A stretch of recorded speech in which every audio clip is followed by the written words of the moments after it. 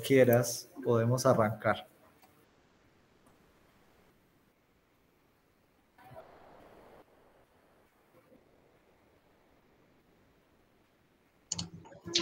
Miren, por favor, si se escucha. Te vemos, sí, vemos tu pantalla y ahí te digo si se escucha.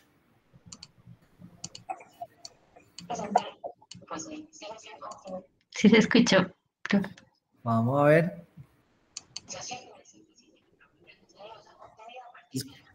Escucha como muy pasito. Fíjate. Excelente. Me dicen ahí, se escucha mejor.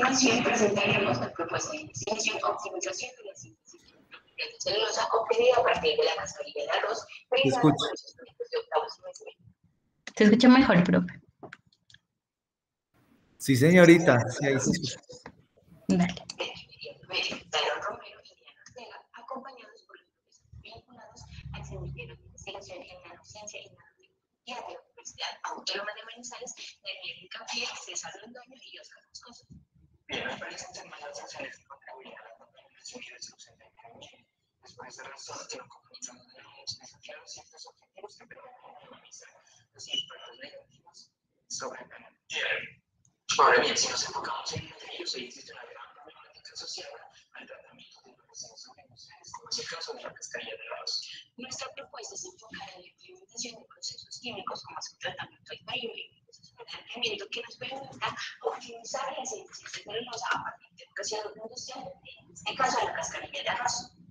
Bien, retomando la cascarilla del arroz, esta es una acción considerada un mal tratamiento. Muchas veces es depositada en específicas o incinerados sin ningún seguro. La cascarilla del arroz está constituida por materiales orgánicos microcelulósicos, celulosa el 33%, hemicelulosa el 26% y lignina el 17%. También contiene materiales inorgánicos, entre ellos óxidos metálicos. Dentro de este observa silicio, cuál era la propiedad de la cascarilla de una baja biodegradabilidad. Frente a esta problemática se introdujo en la economía circular y la bioeconomía y la producción de materiales a partir de residuos, entre los cuales se ha determinado que la masa ecológica presenta una alta disponibilidad, accesibilidad y bajo costo. Es por esta razón que nuestro grupo de investigación se vincula a este desarrollo sostenible, contribuyendo en conocimiento que permite la extracción de celulosa. Es así como nace nuestra pregunta problema de cuáles son las condiciones variables por el tiempo y concentración de reactivos que nos permiten maximizar el rendimiento en la extracción química de microfibrilas de celulosa a partir de la cascarilla de arroz. Bien, para dar solución a esta pregunta problema, se elabora la oportunidad optimizar la obtención de microfibras de celulosa a partir de la cascarilla de arroz mediante tratamientos químicos. Y a partir de esto se diseñan los objetivos específicos que coordinan nuestro estudio. Primero, optimizar el proceso de hidrólisis básica de blanqueamiento por medio de un diseño de experimentos factorial de 3 factores y caracterizar estructural, morfológica y térmicamente las microfibras de celulosa obtenidas por medio de hidrólisis básica y el proceso de blanqueamiento. Para el desarrollo de la prueba experimental de leche, inicialmente la muestra será lavada con el fin de eliminar algunas impurezas, ya que se requiere la reducción del tamaño de partículas, 5 micrómetros, la muestra será triturada y posteriormente trazada. Una vez termine esto, se inicia con el diseño de experimentos. El primer proceso a realizar es el tratamiento alcalino, en el cual se genera esa eliminación de la presente. En este se utilizará hidróxido de sodio que se variará en 2 concentraciones. Otro factor a tener en cuenta es la temperatura y el tiempo. Una vez concluido este proceso, la muestra resultante será lavada y filtrada al final con la finalidad de obtener un pH neutro. Bien, ahora tenemos el proceso de blanqueamiento en el que utilizaremos el complemento de sodio y ácido acético en 2 concentraciones. También se variará el tiempo y se tendrá en cuenta el número de lavadas. El resultado de este tiene que ser el material blanco, que sería la celulosa blanqueada. Y una vez se tiene este, se legaliza el lavado y filtración para obtener un material totalmente neutro. Luego se elimina la celulosa con ayuda de ácido clorhídrico, se secará y es de esta forma como nosotros obtenemos las microfibras de celulosa. Ahora bien, es importante aclarar que de los procesos químicos nosotros desarrollamos la cantidad de celulosa que se tiene. Además, utilizaremos técnicas de caracterización para procesos de patología, composición química y estructura cristalina. Y para finalizar, se realizará un análisis de varianza nueva para conocer cuáles de los compuestos significativa en el rendimiento de las microfibras de celulosa. Bien, como se menciona anteriormente, vamos a la técnicas de caracterización. Una de esas es la técnicación, la cual nos permite identificar la morfología de los materiales. Primero vamos a encontrar esto presenta una estructura y rodeada por metales sedosos y pectinas, los cuales asociamos que pueden producir una capa protectora. Una vez implementado el tratamiento alcalino, la estructura se vuelve más rugosa debido a esos componentes sedosos y además se da la ruptura de enlaces que permiten la liberación de fibras celulosas. Después del proceso de blanqueamiento, la estructura presenta una mayor desviación. Esto es debido a que se desasociaron esas cadenas de polímeros, lo cual además redujo el tamaño de partículas teniendo un diámetro aproximado de 10 micrómetros. Bien, ahora tenemos el tejido. En este gráfico nosotros podemos ver dos curvas. La primera de color azul corresponde al TGA y en esta podemos ver cómo se reduce la materia a medida que se va aumentando la temperatura. La segunda curva del TGA. Es importante hablar de los tres picos. El primer pico corresponde a la deshidratación del material, el segundo a la eliminación de componentes orgánicos como celulosa y celulosa, y el tercer pico a la combustión de lignina y algunos elementos volátiles restantes. Después de 500 grados Celsius es importante mencionar que la curva se pone constante, y esto se debe a que estos residuos son los inorgánicos que corresponden a los óxidos metálicos y en gran parte a CIS. La espectroscopia en esta técnica se utiliza la solución obtenida tras haber realizado el proceso de tratamiento alcalino. Es así que como tal se tomaron longitudes de onda entre 190 y 500 nanómetros para realizar todo el estudio, ya que en este rango donde los materiales lignocelulósicos absorben mayor cantidad de luz. El pico máximo que observamos aquí se denomina longitud de onda de 228 nanómetros y esta está asociada a la presencia de lignina. Esto nos permite identificar y determinar que durante el tratamiento alcalino se había una disminución efectiva de este componente. Además, esperamos algunos resultados en torno a las áreas de formación y conocimiento, como se estudia la viabilidad de la cascarilla de arroz como fuente natural de celulosa, evaluar la efectividad de los procesos químicos implementados para la producción de celulosa a partir de este residuo, como el fortalecimiento de la cooperación científica internacional. Generación de capacidad de innovación tecnológica para la obtención de materiales a partir de desechos industriales y el fortalecimiento de los semilleros de nanociencia y la tecnología del agua. Se encuentran más referencias. Muchas gracias. Esa fue, profe. Listo, Diana, muy bien, felicitaciones. Yo quería poner en contexto a Oscar. Oscar, ¿cómo estás, hombre? Hola, Leandro. Decime. No, que Diana y Tyron se presentaron al Encuentro Internacional de Semilleros de Investigación y ese fue el video que subieron. Sí, excelente. Felipe no se presentó, Jar no se presentó, ni Mauricio no se presentó tampoco. Está bien. Para que sepas. Listo. Ahí, pero tenemos buena representación por lo menos. Exactamente. Listo. Muy bien. Oscar, te quería pedir el favor si nos puedes contar un poquito la reunión de la misión de sabios en la que estuviste hoy, así resumidito. Sí. Bueno, ¿todos saben qué es la misión de sabios o no? ¿Escucharon alguna vez de eso o no? Digan sí o no. No, señor.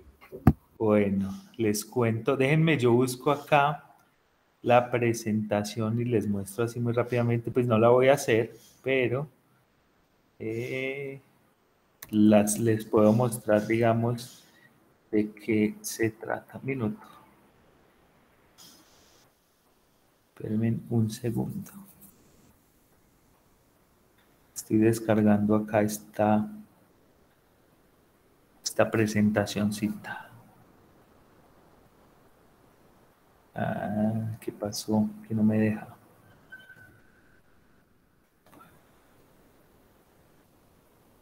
A ver, denme un minuto. Ya tengo acá. Voy a compartir la pantalla. Porfa, me avisan cuando la estén viendo. ¿Listo? Ahí está cargando, Oscar. Ahí está, ahí lo vemos. Listo. Bueno. Espérenme un minuto, listo. Bueno, hace algunos años el gobierno nacional, digamos, lo que hizo fue convocar a una misión de sabios internacional, digamos, en ese caso eran sabios porque eran personas muy respetadas del ámbito académico, empresarial, social del país y también eh, eh, algunos internacionales para construir, digamos, un documento que resaltara todas aquellas necesidades del país en cuanto a formación, cuáles son los problemas principales, digamos, identificar problemas y proponer también algunas soluciones. Eso fue una misión internacional que fue convocada por el gobierno nacional en ese entonces. Eso ya fue hace algún tiempo. Eso fue, creo que 2019. Bueno, no me acuerdo, no les voy a decir una fecha para no mentirles.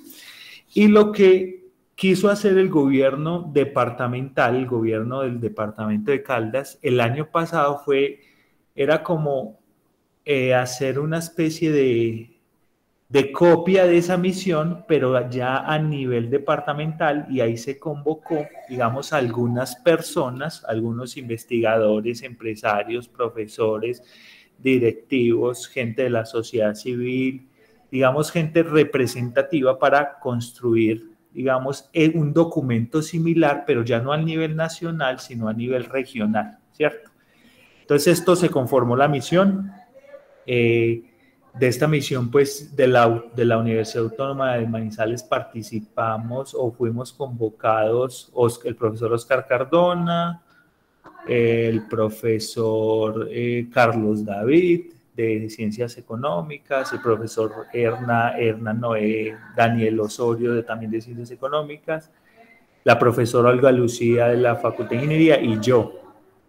Y nosotros, digamos, fuimos integrando estos grupos que se llamaban nodos, que intentaban, digamos, analizar el contexto, hacer digamos, un puente con el sector productivo y con la sociedad civil y con las personas, digamos, que estaban involucradas, y de esa manera nosotros conocer, digamos, esas problemáticas y plantear soluciones a esas problemáticas. Básicamente, pues, el logo de la misión de Sabios por Caldas. De una vez les digo, yo de sabio pues no tengo nada, o sea, soy anti-sabio, la verdad, pero bueno, digamos, ahí tratamos de aportar lo que se podía, y el logo, digamos, el emblema era Caldas equitativa, productiva y sustentable, y que obviamente un conocimiento sea para el desarrollo de la región. Entonces, fueron 5 iniciativas, aquí, por ejemplo, les confirmo, la misión internacional de sabios fue en el 2019 y la idea de ellos fue construir lineamientos de política pública y propuestas de acción en el marco, obviamente, de los ODS. Ya me imagino que todos saben qué son los ODS, que son los Objetivos de Desarrollo Sostenible, que fueron planteados por la Organización de las Naciones Unidas en cuanto a lo que se necesita el mundo, ¿cierto? Entonces, digamos, nosotros como país y como región no podemos estar alejados de esos ODS. Incluso la Universidad Autónoma de Manizales apropió algunos ODS, algunos Objetivos de Desarrollo Sostenible para construir su proyecto institucional. Digamos, eso es muy, muy importante que ustedes lo sepan. Bueno, básicamente fueron 5 nodos, aquí están. El nodo 1 que se llamó Bioeconomía y Economía Creativa. El nodo 2 digamos, en este caso, el nodo 2 estaba muy enfocado hacia lo que era acción y cambio climático. El nodo 3 era nuevos modelos productivos sostenibles y competitivos.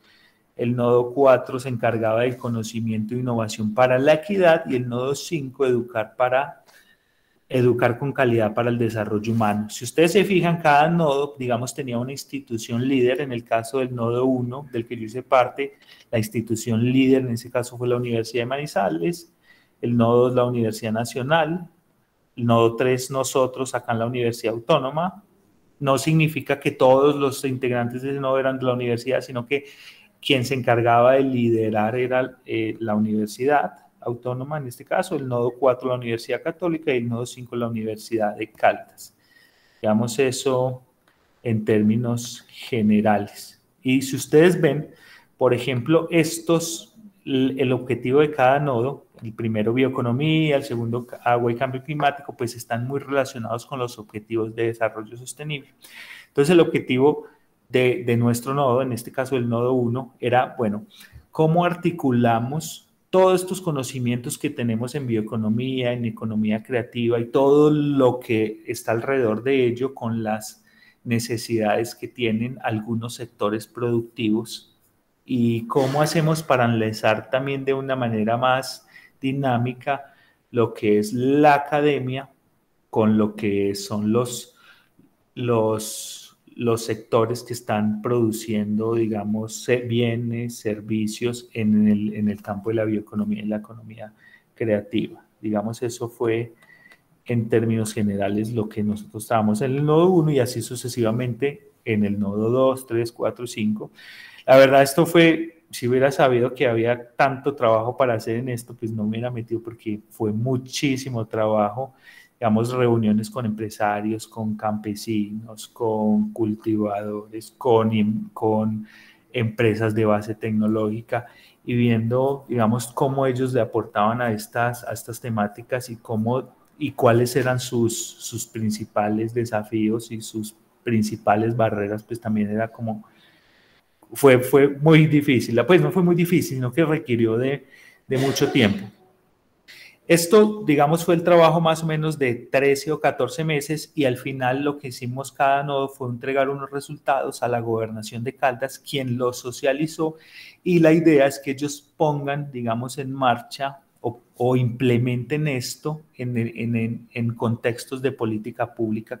Como pues ustedes saben, ellos son los que dirigen el departamento en muchas cuestiones, los que dirigen muchos, digamos, del presupuesto departamental hacia algunas acciones. Entonces, la idea es que se tuviera en cuenta los resultados de nuestro trabajo para que eso, digamos, esos recursos pudieran ser destinados de una manera más dirigida, ¿cierto? Bueno, muchas entidades participaron. Aquí no solamente hubo profesores e investigadores dedicados a esta misión, también hubo empresarios, personas, digamos, de la función pública, es decir, empleados públicos de diferentes órganos del gobierno, no solamente departamental, sino también a nivel nacional, digamos, gerentes de empresas importantes como la Fundación Luker, la Check, Sigma, bueno, digamos, varias de estas empresas. Bueno, básicamente nosotros trabajamos en el marco de 3 fases. Como pueden ver acá, eran 3 fases muy bien definidas. Primero una fase diagnóstica y es, bueno, primero antes de proponer algo, de proponer qué es lo que consideramos que se debe atender, digamos, en primera instancia, pues necesitamos conocer esa problemática, y lo que hicimos fue primero una fase diagnóstica, cada uno de los nodos. Entonces el nodo de nosotros, que era bioeconomía, pues cómo alrededor de la bioeconomía, cuál era, en qué estado, no solamente en términos productivos, sino en términos académicos, en qué estado está ese tema. El nodo 2, por ejemplo, en agua y cambio climático, hacía esa fase diagnóstica también. Después, esta primera fase diagnóstica duró más o menos unos 4 o 5 meses. Después venía lo que era una formulación de política pública. Digamos, esta formulación de política pública ya dábamos nosotros, cogíamos es lo que recogimos en la fase diagnóstica para pensar en cuáles son las políticas que se deben tener en cuenta para, digamos, atender las necesidades identificadas en la primera fase. Y después, bueno, esta fue una última fase, que fueron el tema de las misiones emblemáticas y ya trabajar por aspectos muy, digamos, muy particulares, ¿cierto? Bueno, eso en términos generales. En cada una de las fases se hicieron algo que llaman los talleres de co-creación, donde no solamente se articulaban todos los nodos que trabajaban, sino que a esos talleres de co-creación participaban también entidades públicas, privadas y la sociedad civil, que era muy importante en nuestro caso, y con esos talleres de co-creación pues se formulaban muchas de las políticas públicas que se pensaron. Bueno, esto digamos es una presentación muy larga, pues son 105 diapositivas, no los voy a aburrir acá, pero básicamente les voy a mostrar, digamos, algunos de los resultados que son muy importantes de cada uno de los nodos. Por ejemplo, en el nodo que yo trabajé, que era Colombia Diversa, Bioeconomía y Economía Creativa. Entonces nosotros pensamos, por ejemplo, en un modelo bioeconómico soportado en ciencia, biodiversidad, creatividad, apropiación tecnológica y datos. Creo que esto es muy importante y que incluso desde nuestro grupo o desde este semillero pues se trata de hacer, ¿cierto? No solamente bioeconomía, no lo piensen como el emprendimiento del que tiene una finquita de café, no, es muchísimo más allá. Bioeconomía es tratar también, por ejemplo, de utilizar todos estos recursos, todos estos desechos agroindustriales que no tienen que no tienen inicialmente un fin y darle un fin, que muchas de las cosas que nosotros estamos haciendo, eso se trata de bioeconomía, ¿cierto? Y esto obviamente todo soportado en, como les dije, ciencia, creatividad, apropiación tecnológica y algo muy interesante y muy importante que hoy se tiene que tener en cuenta son los datos. O sea, cómo usamos toda esa información a nuestro favor. Eso es algo muy importante. Bueno, algo también que nosotros estamos trabajando y por eso, digamos, yo me involucré en este nodo particularmente y es la agregación de valor en bioproductos, ¿cierto? Soportado en lo que es bioprospección y biotecnología. Cuando hablamos de bioprospección, ahí estamos haciendo como un recuento de cuáles son nuestras fortalezas en la región, en la parte bio, qué es lo que tenemos, ¿cierto? Entonces, ¿cómo podemos usar eso a nuestro favor para agregar valor? Eso es algo muy importante y que, digamos, dentro de la economía creemos que el departamento, incluso yo creo que el país tiene un poco de déficit. Bueno, bioeconomía y soluciones basadas en la naturaleza orientada a la innovación, la productividad, la sostenibilidad de las cadenas productivas. También es muy importante pensar en esto de las cadenas productivas. Creo que nuestro país, incluso más que nuestra región, tiene estas cadenas muy cortas, es decir, muchas veces nos quedamos en la fase de producción y pocas veces llegamos hasta esa fase tan importante que es la de agregar valor. Entonces creo que esto es muy importante, tener cadenas largas en términos económicos. Y obviamente pues nosotros nos articulamos mucho con el nodo 2, que es agua y cambio climático, para pensar en cómo la bioeconomía y toda esta problemática en materia ambiental se relacionaban, ¿cierto? Bueno, en el nodo 2 pues también se habló de algunas cosas muy importantes, por ejemplo de la conservación de la biodiversidad, digamos, es muy importante.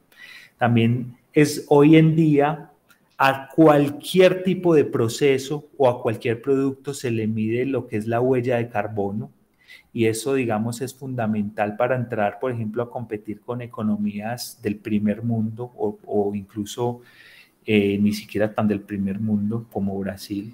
Entonces es muy importante tener en cuenta que muchos de los procesos que nosotros hagamos o de los productos finales tienen que tener una baja huella de carbono. Ahora todo es medible y esa huella tiene que ser baja, ¿cierto? Digamos, eso es muy importante.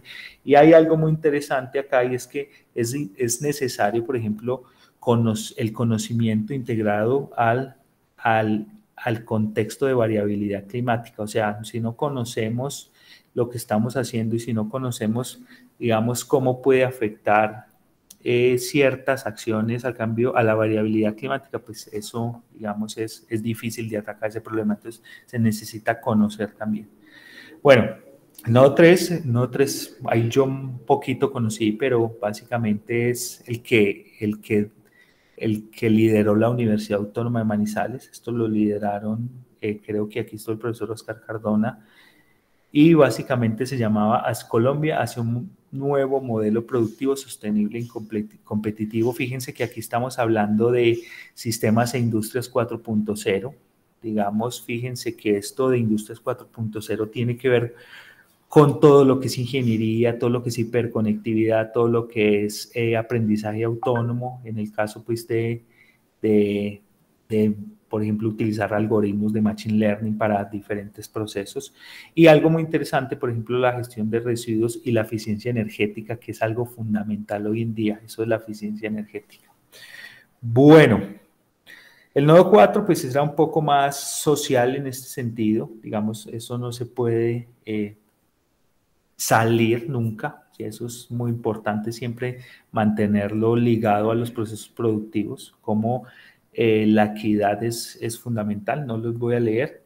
Y el nodo 5 pues tiene que ver mucho con, bueno, cómo estamos educando, cómo son los procesos educativos hoy en día y cómo esto va a contribuir o está contribuyendo a la equidad y al desarrollo de ustedes o de nosotros o de todos como seres humanos.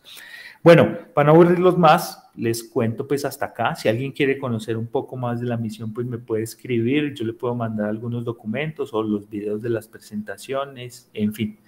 Pero bueno, como comentarles que la universidad participó de esto, que fuimos actores relevantes, importantes en la construcción de política pública para el departamento y pues esperamos que esto sea aprobado, adaptado y que funcione para mejorar muchas de las cosas y ser más productivos, por decirlo así. Muchas gracias, Leandro. Ya no los aburro más. No, gracias, Oscar. Muy enriquecedor eso. Chicos, ¿alguna pregunta?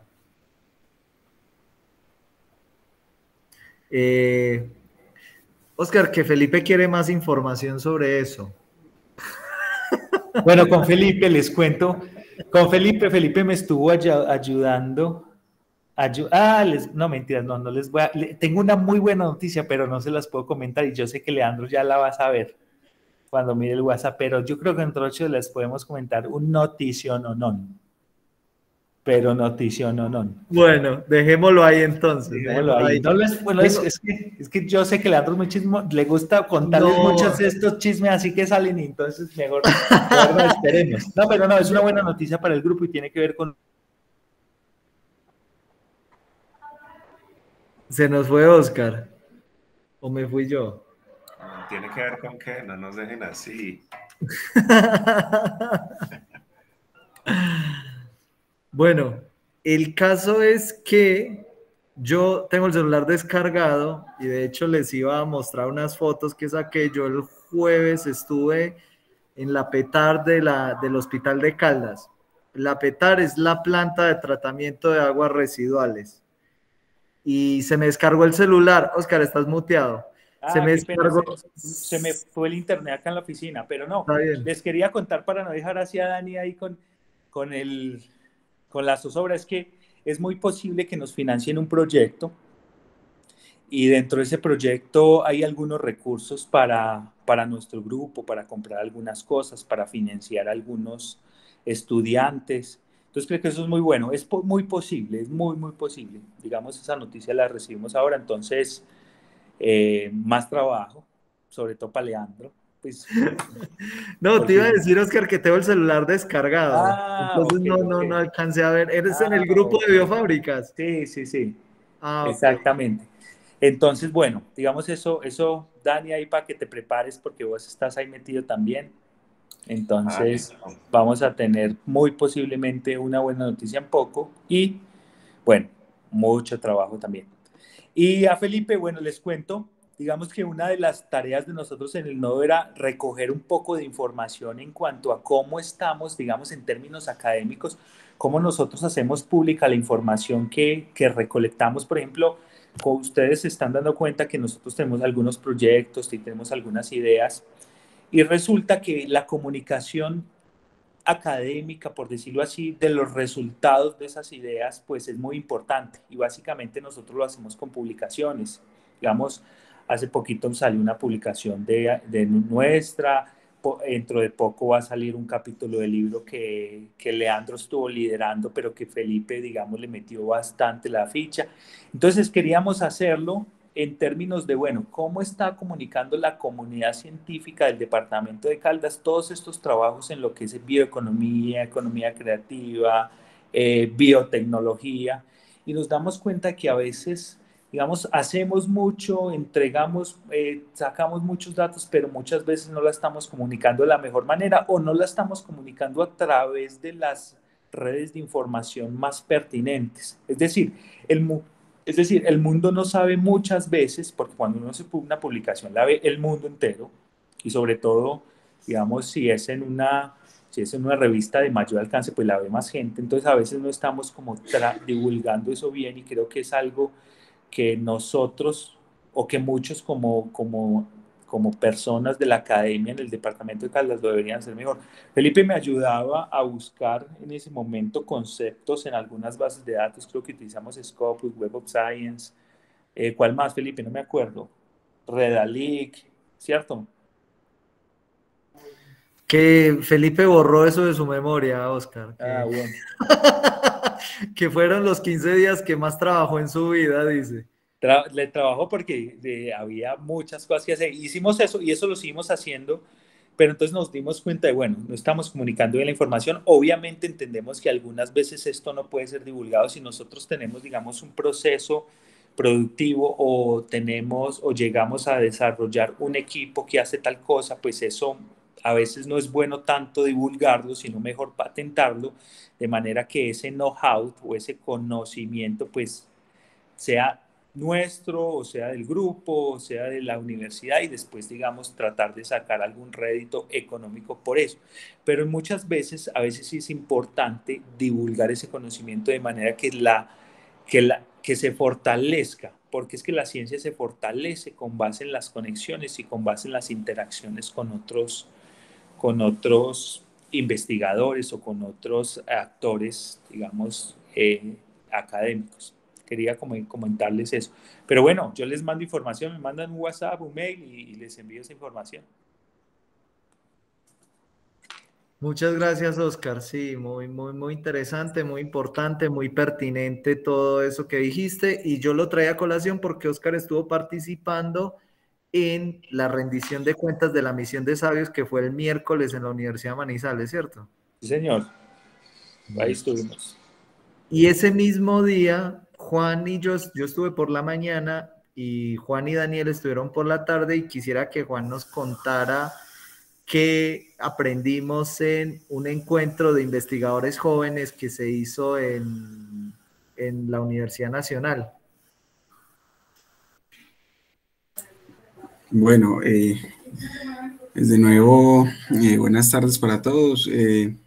Como ya lo dijo Leandro, nosotros estuvimos en un evento organizado por la Universidad Nacional sobre, digamos, el tema de la participación joven en la ciencia, ¿cierto? Más específicamente sobre la Global Young Academy, que es, digamos, un grupo o una organización creada para dar voz a los investigadores jóvenes. Esto pues con el fin de involucrar, digamos, a estos jóvenes investigadores digamos, en el diálogo internacional, en que sea interdisciplinario e intergeneracional, ¿sí? Y pues más que nada está orientado a la toma de decisiones a nivel mundial, pues sí, en base a... Perdón, un segundo.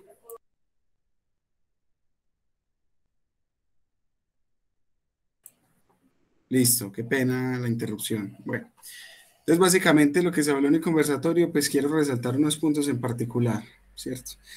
Se habló de la voluntad, ¿cierto? La voluntad para hacer las cosas, que es muy, digamos, muy importante en esta parte científica. Se habló digamos, de uno de los principios de la Revolución 4.0, que viene siendo lo de la humanización de la ciencia, la tecnología y la innovación. Y esto pues referido más que nada es como a que las investigaciones no se queden en el papel, que es lo que, digamos, en estos países pues digamos que no están tan desarrollados como lo viene siendo Europa o Estados Unidos, que digamos que las investigaciones trasciendan, que no se queden solo pues como en el requisito para yo graduarme y pues hasta ahí, nomás, eso quedó en el olvido, ¿cierto? La idea es que esto sea continuo, se siga y pues de ser posible se lleve a la industria, sea pues digamos en colaboración con otras empresas o que salgan grupos como como digamos la iniciativa que salió de este semillero, que es el Nanotech One, si no estoy mal, ¿cierto? Bueno, y por otra parte, lo que decía pues digamos el doctor Oscar, que digamos, esta parte de que la investigación sea algo colaborativo, ¿cierto? Digamos, lo que viene siendo, pues, digamos, como cooperación con otros países, investigaciones, pues, entre varias universidades, y pues, más que nada eso. Entonces, a partir, pues, digamos, de lo de la toma de decisiones basado en la evidencia científica, digamos, también se nos habla de un concepto nuevo que viene siendo lo de diplomacia científica. La diplomacia científica, pues es básicamente, eh, vamos a orientar la investigación para aconsejar, digamos, el gobierno, pues, de turno, o orientar, pues, políticas estatales basadas en la evidencia, ¿cierto? Que sea algo más, pues, más práctico. Bueno, entonces como tal, pues se nos habló en la charla de qué era la Global Young Academy, ¿sí? Como les venía diciendo, pues es una organización pues conformada por jóvenes investigadores entre los 30 y 40 años de edad, ¿cierto? Y pues ya con doctorado, que se destaquen pues digamos en el campo de la investigación por su excelencia científica y su compromiso con el servicio, ¿sí? Esto es básicamente pues de que lo mismo, que las investigaciones no sea pues como por incrementar digamos su currículum o su hoja de vida, sino digamos por desarrollar soluciones que verdaderamente le sirvan a la comunidad. Entonces, digamos esto inicialmente fue patrocinado con ayuda de la Fundación Volkswagen en Alemania, y pues nació por allá en los años 2010, más o menos, esta academia. Bueno, entonces la Global Young Academy pues, se rige por un comité ejecutivo elegido anualmente, ¿sí? Que refleja la biodiversidad de sus miembros y cuenta con el apoyo de un consejo asesor compuesto por destacados científicos y gestores científicos de alto nivel, ¿sí? Gente muy capacitada, muy brillantes digamos, en sus campos de experticia. El objetivo, pues, digamos, es como centrarse en la ciencia y la política, el entorno de la investigación y la educación y la divulgación científica, así como en los objetivos de desarrollo sostenible de la ONU. Y también se apoya el establecimiento y la coordinación de las jóvenes academias nacionales en todo el mundo. ¿Esto qué es? Así como hay una Global Young Academy que abarca, digamos, a investigadores y mentes destacadas de los 6 continentes, también es muy bueno, digamos, y apoyan que se desarrollen academias, pero a nivel local, a nivel regional, lo que vienen siendo academias nacionales. Por ejemplo, acá en Colombia hay una academia joven de ciencias exactas y naturales, y en Argentina también está la Academia Joven de Argentina. Esto es, pues, involucrar nuevamente, y me disculpan pues ser tan reiterativo, a los jóvenes pues más en la parte pues de la investigación con propósito social, ¿sí? También trabaja para reducir la brecha científica entre los países de ingresos bajos, medios y altos, poniendo en contacto a jóvenes científicos de diversas procedencias, lo que decía anteriormente. Digamos, si yo soy colombiano, entonces trabaja con digamos, algún investigador de un país europeo o otro investigador asiático, africano, como tal, pues digamos, como para fomentar ese compartir de conocimiento, ¿sí? Bueno, los miembros, digamos, que componen la Global Young Academy son elegidos por periodos de 5 años, tras los cuales pasan a ser antiguos alumnos, ¿sí? La Global Young Academy actualmente se compone por 200 miembros, ¿sí? Que son pues elegidos pues digamos por sus aportes, y actualmente pues se compone de 327 alumnos, ¿cierto? Los alumni o alumnos pues son ya exmiembros, o bueno, siguen siendo miembros, pero pues digamos ya no participan tan activamente como los 200 anteriores, ¿cierto? Bueno, ¿qué más les puedo contar? Los miembros pues de la Global Young Academy adquieren nuevos conocimientos y experiencias enriquecedoras, bueno, cuando trabajan más allá de las fronteras nacionales y disciplinarias, ¿sí? Se busca influir en el desarrollo global de una ciencia e investigación más eficaces en todo el mundo, a través de una mejor conexión, una mejor medición de los logros y divulgación científica de mayor calidad, ¿sí? También pues se busca pues digamos resolver problemas cada vez más complejos a escala mundial, y, digamos uno de los grandes retos que hay que solucionar desde la parte pues científica es el cambio climático, por ejemplo, o lo que viene siendo la lucha contra la pobreza, combatir el hambre, todo esto pues que ya está relacionado en los Objetivos de Desarrollo Sostenible de la ONU, ¿sí? Se busca aumentar la capacidad científica y mejorar el estado del mundo, ¿sí?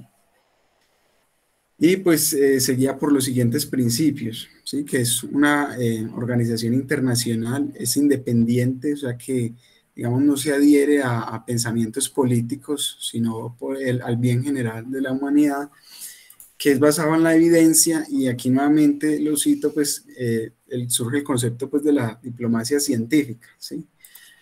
En la excelencia académica para seleccionar a sus miembros, en que, digamos, el trabajo que se desarrolle por estos miembros sea impactante, ¿sí? Lo que viene siendo la humanización de la ciencia, aportar en algo y nuevamente que no se quede el trabajo en el papel. Y dice que para ser eficaces se centran en las actividades que preocupan a los jóvenes científicos, concretamente en los temas de interfaz ciencia-sociedad, como la comunicación científica, la educación y la política pública, ¿sí? Apoya el desarrollo de la carrera de los jóvenes científicos y la formación de jóvenes academias nacionales. Y bueno, pues para finalizar, digamos, los objetivos en general, o bueno, que los principales objetivos que persigue esta organización son dar voz a los jóvenes científicos mediante, ¿sí? Un canal para que sus miembros participen activamente en la elaboración de políticas, fomentando la interacción con las organizaciones de medios de comunicación a través de talleres, pasantías y asociaciones de trabajo, ¿sí? Elaborar declaraciones sobre cuestiones científicas de importancia nacional y mundial, promover el desarrollo de las jóvenes academias, promover la ciencia como una carrera de elección para los jóvenes, desarrollar políticas que eliminen los obstáculos a la participación en la ciencia de las mujeres, las minorías raciales, étnicas o sexuales y otros grupos infrarrepresentados. Y a esto, pues digamos, básicamente es la inclusión, que nadie se quede por fuera, digamos, de esta organización, independientemente de sus ideologías, de sus pensamientos, de su religión, o incluso pues de su propia raza, ¿cierto?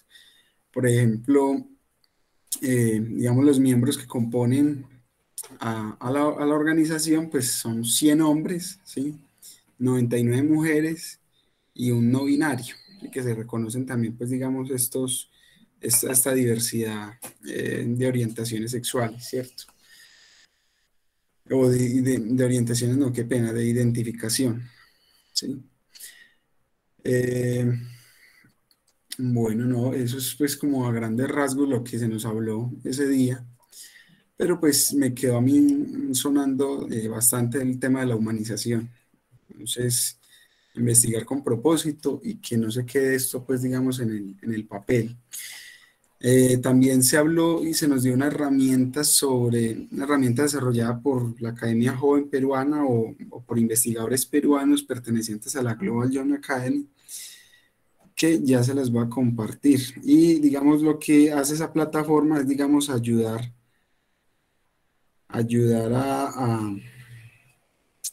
digamos, a orientar a los jóvenes, digamos, para aspirar a becas en otros países, becas de estudio. Se llama ECPA PALEC, ¿cierto? Entonces, si me dan un segundo, ya les comparto la página web.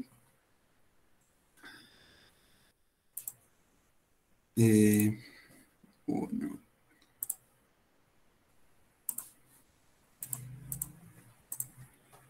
Me confirman si pueden ver mi pantalla, por favor. Ahí está cargando, Juan. Sí, ahí ya vemos tu pantalla. Listo. Esta se llama la página Ecpapalec y pues digamos, como el eslogan lo dice, empoderando latinos, ¿sí? Se promueve el desarrollo profesional de estudiantes latinoamericanos y esto lo que hace pues es como orientar a los jóvenes para, digamos, en oportunidades académicas en otros países. Pues estas sí se las dejo pues como de inquietud porque yo tampoco la he explorado mucho y la verdad pues solo la mencionaron así pues muy superficial digamos en el foro, en el evento de ese día, entonces pues como para que ustedes ya pues hagan la labor ya de explorar más a fondo la página. No sé pues si les queda claro, si me hice entender, si de pronto ¿Tienen son muy alguna duda? redundantes al hablar, si tienen alguna duda, Ujú. adelante. No sé, Leandro, si de pronto me puedas complementar en algo que se me esté pasando. No, Juan. Estuvo muy completa la presentación. La verdad es que Listo. vos tenés una memoria prodigiosa, men, porque no te vi tomando una nota y contaste todo. Bueno, se hace lo que se puede, sí. Pues está bien, estuvo bueno el intercambio ahí. No sé si Daniel quiere complementar algo, que Daniel también estuvo en la parte en la tarde. Y bueno, también es muy importante para nosotros saber y entender lo que está pasando en el mundo y pues sí, la invitación, esa charla de diplomacia científica a mí me llamó mucho la atención y es como una invitación a que nosotros participemos en política, ¿no? No seamos politiqueros, pero participemos en política. Claro, es lo que viene siendo como consejeros científicos del Estado, más o menos. Exactamente, exactamente. Listo, Juan, muchísimas gracias. A ustedes por la atención. Bueno. Y yo creo que vamos a tener que terminar con Mariana, ¿cierto? Mariana Sofía, ¿estás por ahí? Sí, señor, aquí estoy. ¿Cómo estás, Mariana? Bien, sí, señor. Bueno, me alegra. Dani, y dejamos lo tuyo para la próxima semana, si no es mucha molestia. Listo, sí, dale, porque yo me demoro por ahí 20 minuticos. Listo. Mariana hoy nos va a hablar de en la sesión anterior, Sofía nos contó cómo se fabrican nanomateriales a escala industrial, cómo hacen los chips electrónicos, por un método que se llama top-down, por métodos que se llaman top-downs, ¿sí? Natalia, adelante, no hay problema. Y Mariana hoy nos va a contar cómo hacemos nanomateriales los pobres, ¿cierto? Pues sí, algo así. Pero es un método muy interesante, es un método de muy bajo costo, así que préstenle atención, pregunten, que va a estar chévere. Adelante, Mariana. ¿Cómo Listo. te gusta que te diga, Mariana o Sofía? Profe, cualquiera de las dos está bien. Más Mariana, todo el mundo me llama Mariana. Todo el mundo te dice Mariana, listo, Mariana. Éntrale pues. Bueno. ¿Ya están viendo ahí la presentación? Sí, señorita. Si la puedes ampliar, ahí se ve perfecto. Listo. Bueno, mi nombre es Mariana Tafur, soy estudiante de Ingeniería Biomédica y hoy les voy a hablar del método de Voronov, que creo que quedó mal escrito.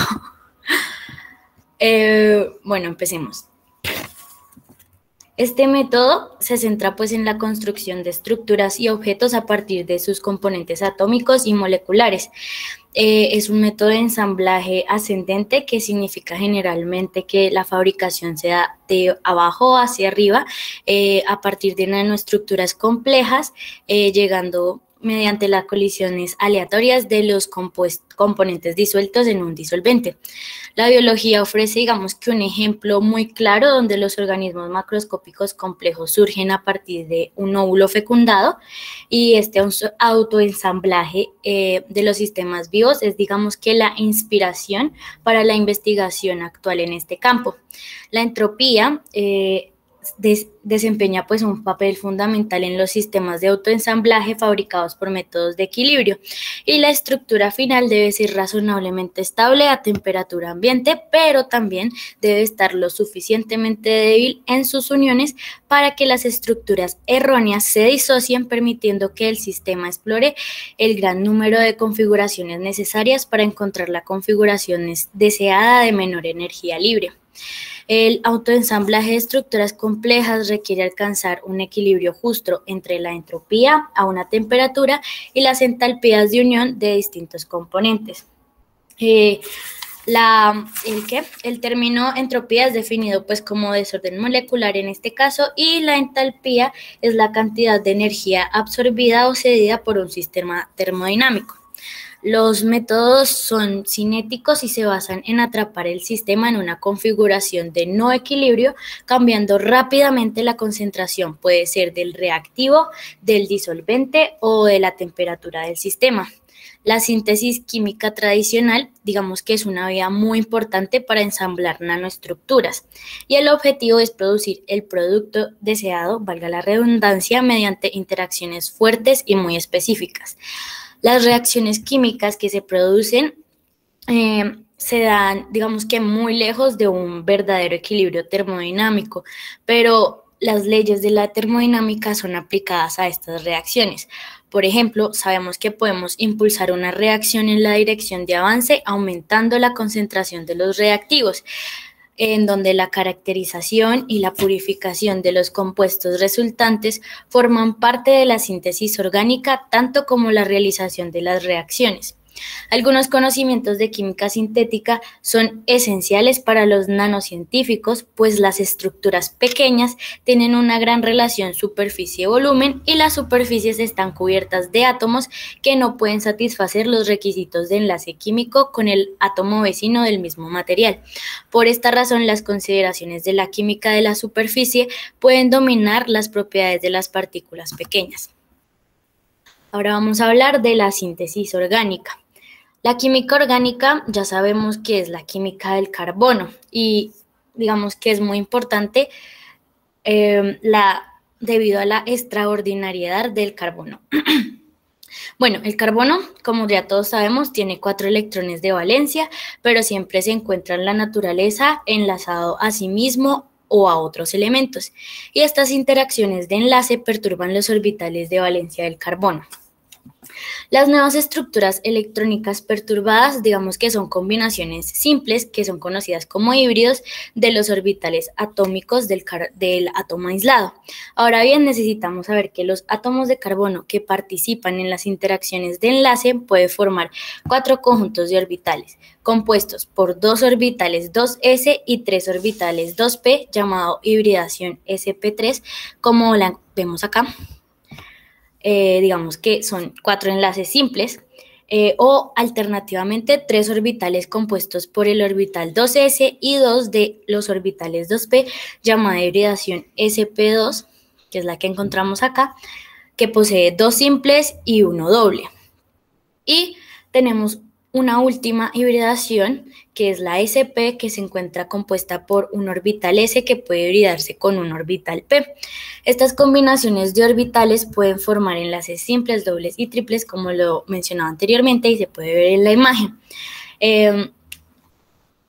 Los ejemplos, digamos, que encontramos son nanomáquinas ensambladas por métodos sintéticos, que los vemos en la imagen. La primera, que es esta de acá, es una caja a nanoescala llamada dendrímero, y es ensamblada por estructuras ramificadas a estructuras ramificadas más pequeñas, de forma similar a cómo se dividen, digamos, que las ramas de un árbol. El segundo ejemplo es una nanomáquina que convierte la luz a un estado de larga duración que puede utilizarse para proporcionar energía química, y se trata de una molécula que imita parte del proceso de la fotosíntesis que realizan las plantas, que es la que encontramos acá. Y por último tenemos una estructura llamada rotaxano, y este es un ensamblaje en el que una molécula se desliza libremente sobre otra, pero no puede desprenderse debido a los topes covalentes. Esta estructura fue, digamos que, bautizada como nanomúsculo por su capacidad de convertir la energía química en actuación mecánica lineal. La síntesis de nanomáquinas como estas, digamos que se forman a partir de 4 pasos. El primero es las reacciones de acoplamiento específicas entre componentes simples. Luego se pasa a la protección y desprotección de los grupos reactivos según sea necesario. Como tercer paso encontramos la separación del componente deseado y por último se analiza la estructura de dicho componente para asegurarse de que es el producto deseado. Es habitual, ahora vamos a hablar de los conceptos de las reacciones.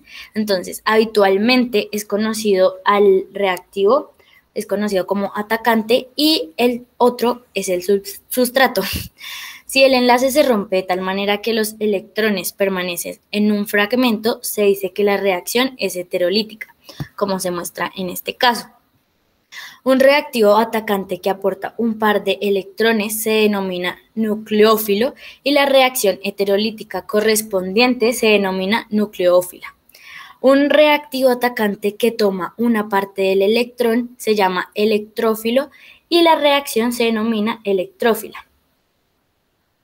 Las reacciones homolíticas son aquellas en las que el enlace se rompe de tal manera que deja un solo electrón en cada fragmento generando un par de radicales, como se muestra en esta parte de la imagen. Hay un gran número de reacciones de acoplamiento, pero puede convertirse en un reto imposible hacer un primer producto con grupos de acoplamiento diferentes y estables en cada lugar al que se quiera unir un nuevo componente. Por ello, una de las herramientas se basa en el uso de grupos protectores que sirven para proteger los componentes reactivos de hasta que se necesite dar el siguiente paso en la síntesis. El grupo protector se retira en el momento en el que se necesita el acceso al grupo reactivo. La discusión anterior de lo que les vengo hablando permite trazar, que una ruta para realizar un producto complejo a través de una serie de reacciones, protecciones y desprotecciones. Y es raro que el producto deseado se purifique por sí mismo. Por lo tanto, la purificación del producto deseado es un componente esencial en la síntesis orgánica. Esta purificación suele ir acompañada de un análisis estructural, que era lo que les mencionaba en los pasos anteriores, donde se identifica el componente deseado y se lleva a cabo la purificación a un solo producto a mayor escala. Muchas formas de purificación se basan en la cromatografía, y su nombre proviene de, las circunstancias de un descubrimiento original del líquido extraído de las plantas y vertido sobre una columna llena de partículas finas que se separan en bandas de distintos colores, como se muestra acá en la imagen. Y la segunda imagen es la disposición física de un aparato de cromatografía líquida de alto rendimiento. Bueno, ahora vamos a hablar de los métodos para identificar el producto deseado.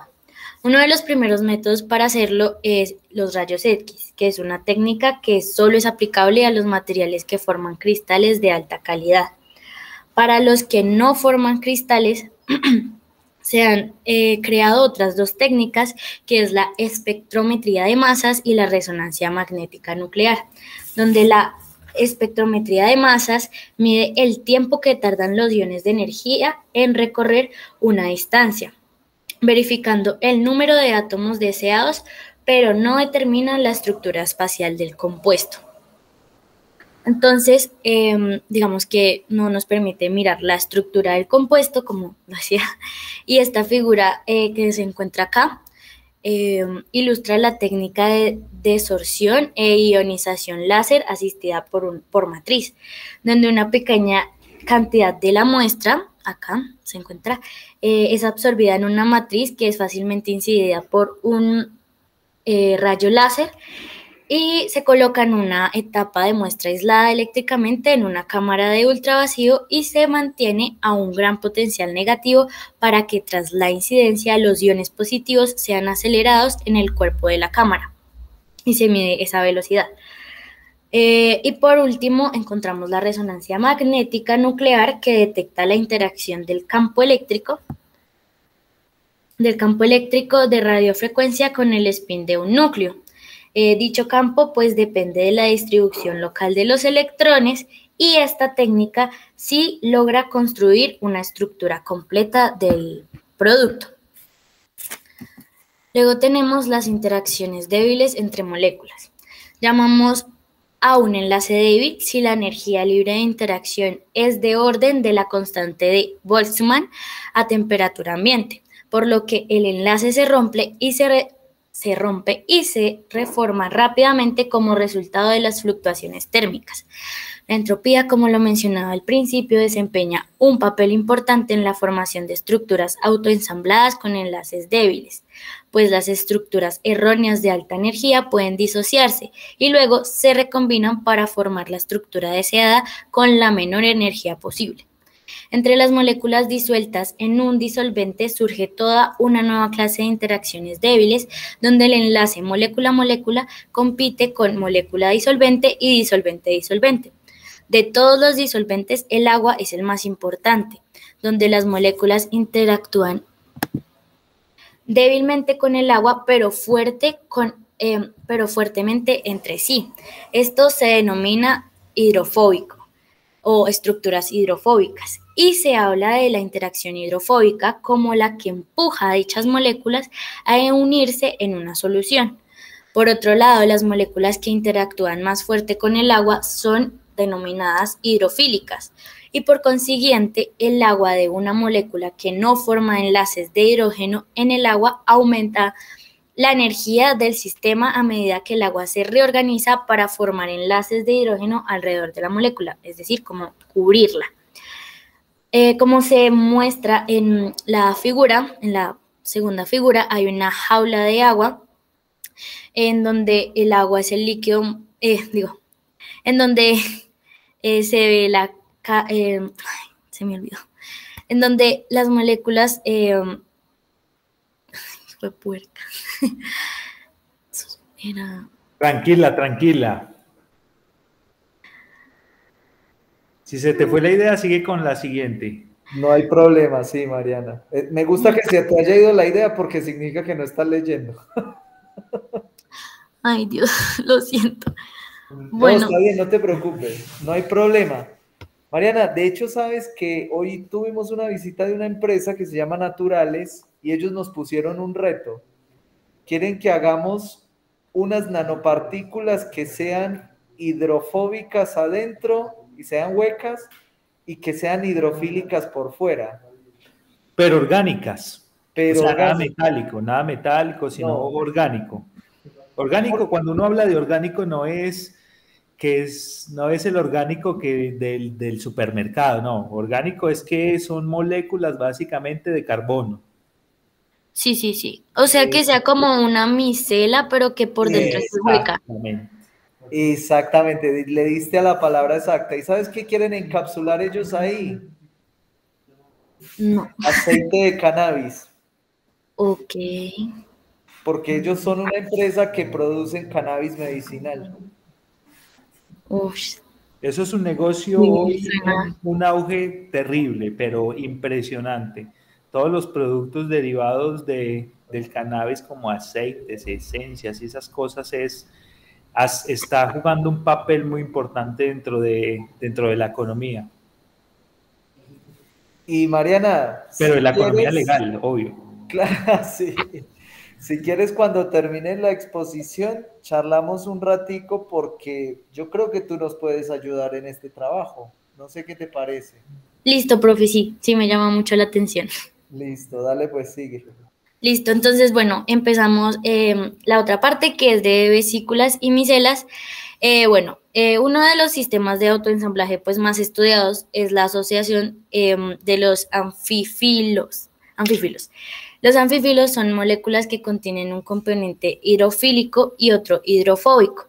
Algunos de los más conocidos tienen aplicación común en los detergentes, los que conocemos pues nosotros.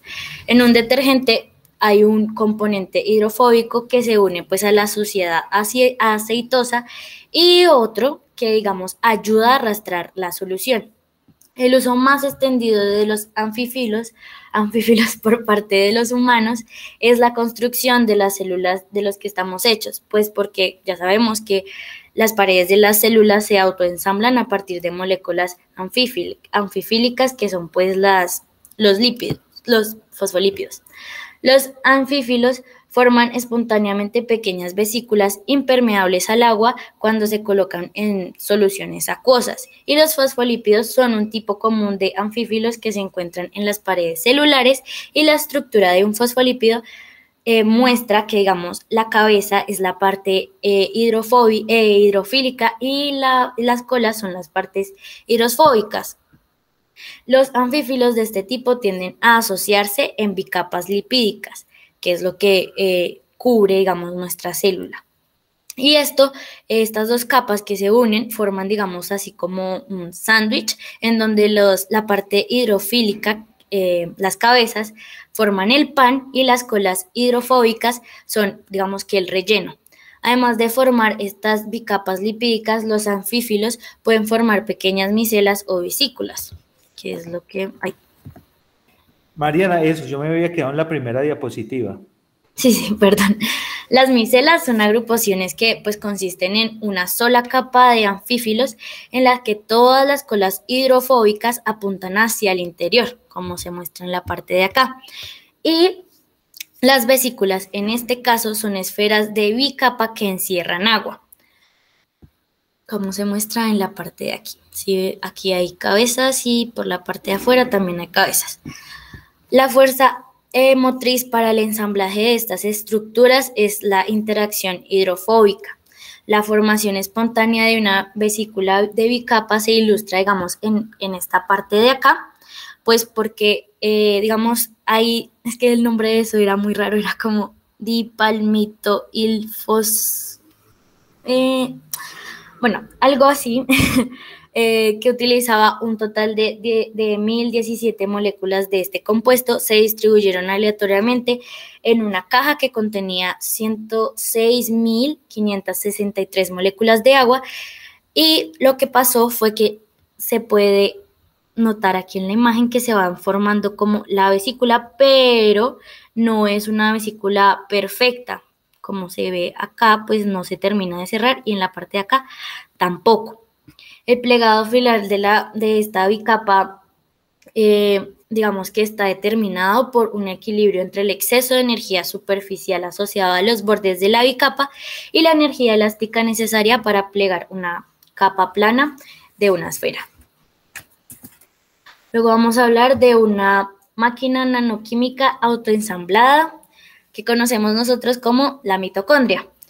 Esta mitocondria sabemos que es utilizada para la oxidación de azúcares y la producción de energía a partir de esa oxidación, pues son capaces de oxidar la glucosa, formando así hasta 30 moléculas de ATP. Por lo tanto, las mitocondrias son una parte súper importante de nuestro metabolismo energético y poseen dos conjuntos de membranas de bicapa lipídica, y dato curioso, también poseen su propio ADN. La membrana externa actúa como una especie de filtro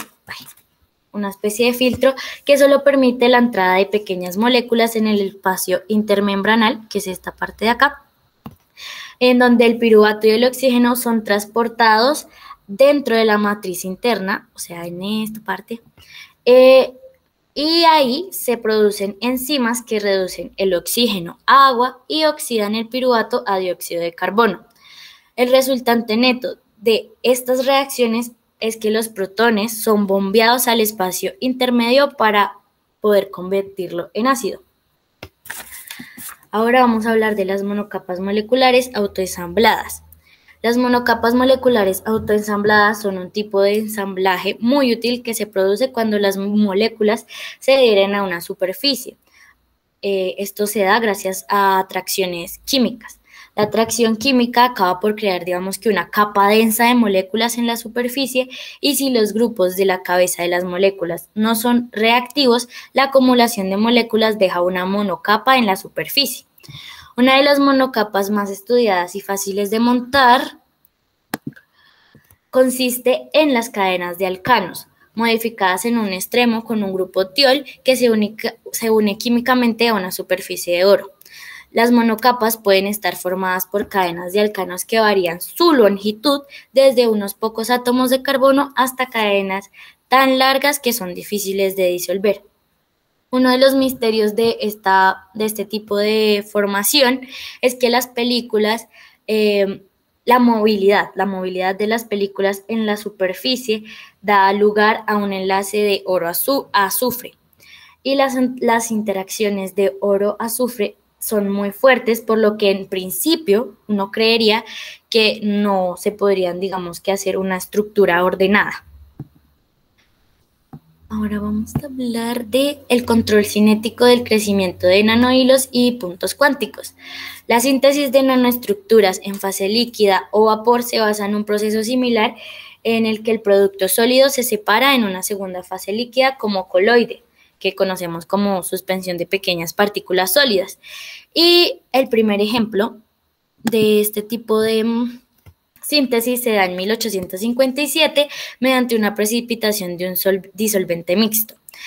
Como vemos en la primera figura, muestra una imagen de resolución atómica de una nanopartícula de sulfuro de cadmio sintetizada con este método. Una segunda ilustración de este control cinético de crecimiento es un precipitado de la fase de vapor de silicio que ofrece un nanocable, vamos que esta parte de acá, debajo de un líquido formado por un ectéctico oro-silicio. Esta figura muestra pues que la nanopartícula de oro utilizada como semilla para el crecimiento de la nanopartícula de oro es utilizada para el crecimiento de un nanohilo de silicio. Y en la otra parte encontramos que esto, digamos, es un... ¿cómo se llama esto?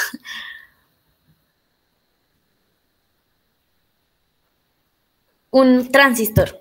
Es un transistor de efecto de campo fabricado con un nanohilo de silicio. Esta parte de acá. Por último, tenemos la nanotecnología del ADN, que fue inventada por Nels Simon en 1986. Pues se dio cuenta que el ADN, además de tener extremos pegajosos muy selectivos, también podría programarse, digámoslo, para formar uniones en puntos predeterminados a lo largo de un polímero, y esto lo convirtió en un maravilloso material de ingeniería para el autoensamblaje de nanoestructuras.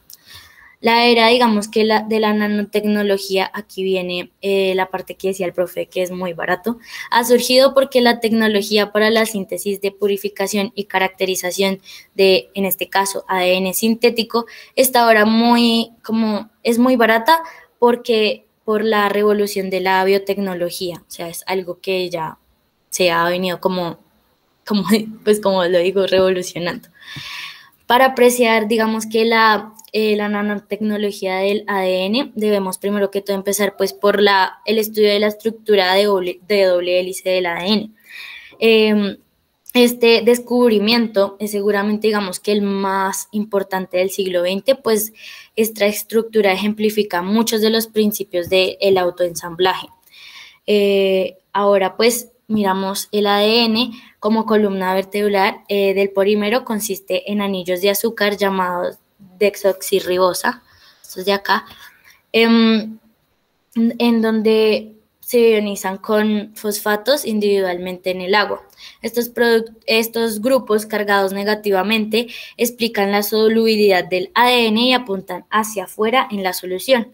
También da al ADN muchas de sus propiedades inusuales. Un trozo, digamos, que de ADN es en efecto uno de los únicos iones de enorme carga. Las dos columnas vertebrales de azúcar de fosfato en doble hélice tienen una propiedad de direccionalidad, donde un fosfato del anillo se une con un carbono 3, mientras que el otro se une con el 5, y así se pueden especificar una direccionalidad inversa, por decirlo así. Esto también se encontró cuando se hicieron pruebas de difracción de rayos X, pues se veía una pseudoinversión. Los grupos orgánicos que ya conocemos son llamados bases y se unen a cada uno de los azúcares, y estas se llaman la timina, guanina, citosina y adenina. Y estas bases son capaces de aceptar y donar protones. La guanina, como ya sabemos, comparte 3 enlaces de hidrógeno con la citosina, y la adenina 2 enlaces de hidrógeno con la timina. Estas bases pues son bastante insolubles en el agua, por lo que las interacciones hidrofóbicas, como las mencionábamos anteriormente, son importantes para mantenerlas unidas. El código genético se transmite gracias a una secuencia de bases y se lee con una secuencia de bases específica al principio. Esta es la base, digamos que de la conservación de la información genética, y a partir de la secuencia de iniciación se logra leer en bloques de 3, como digamos cómo se va a hacer la síntesis proteica a sí misma. En resumen, digamos que la doble hélice del ADN se ensambla espontáneamente a partir de una sola hebra y ya. Y por último tenemos que, bueno, la figura que se ve acá ilustra una técnica que se llama origami de ADN, en el que un enfoque de una hebra muy larga se utiliza como plantilla hasta digamos que una estructura final. Las hebras son estas cositas negras que se ven acá, bien definidas, y en la segunda de acá se ve, digamos, luego de que se hizo, primero se diseña lo que se quiere hacer, luego se empieza, digamos que a entrecruzar las dobles hélices, y luego a partir de un microscopio de fuerza atómica, creo que es que se llama, se logra pues visualizar la imagen de la síntesis. Y ya.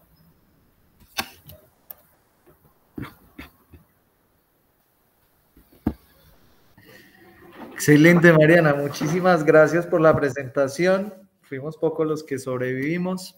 Si alguien tiene alguna pregunta, este es el momento.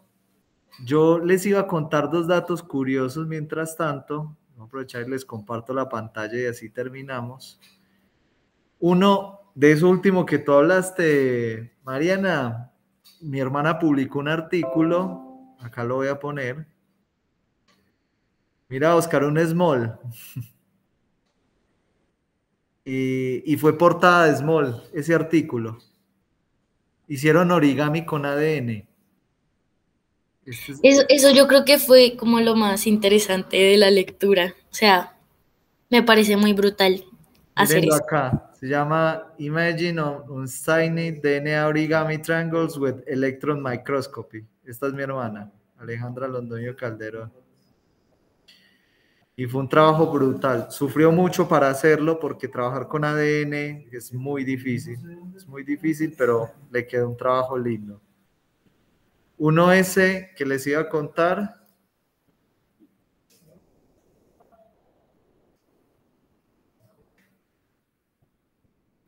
Y el otro que les iba a contar era que Mariana nos habló de los puntos cuánticos. ¿Saben para qué se usan los puntos cuánticos? Miren esto. Existen televisores de puntos cuánticos ahora. Son estos televisores. Y es lo último en tecnología que hay. Son televisores que funcionan con puntos cuánticos. Es una locura. Y el otro que les quería mostrar, pero voy a ver si me deja porque no me estaría acordando acá, es, a ver,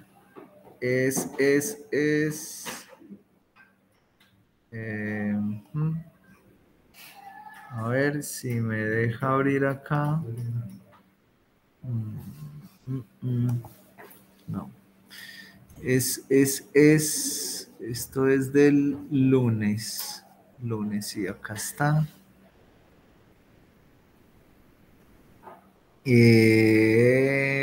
Denme un segundito, aquí está. Esta empresa yo sé que le gusta mucho a Oscar. Es la empresa donde trabaja mi cuñado. Y utilizan puntos cuánticos para diferentes aplicaciones, por ejemplo, para invernaderos. Hacen ventanas solares y hacen este producto que es muy lindo. No sé si lo están viendo ahí, es un cilindro que está decorado con puntos cuánticos. Y resulta que esos puntos cuánticos emiten luz exactamente en la longitud de onda que absorben las plantas. Entonces lo utilizan para la agricultura.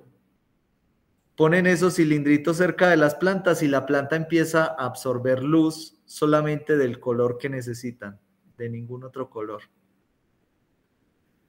Es una empresa chévere, chévere. Utilizan nanotecnología para sus procesos y productos.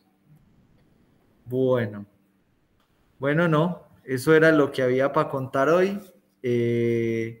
Muchas gracias por la asistencia y nos vemos el próximo viernes.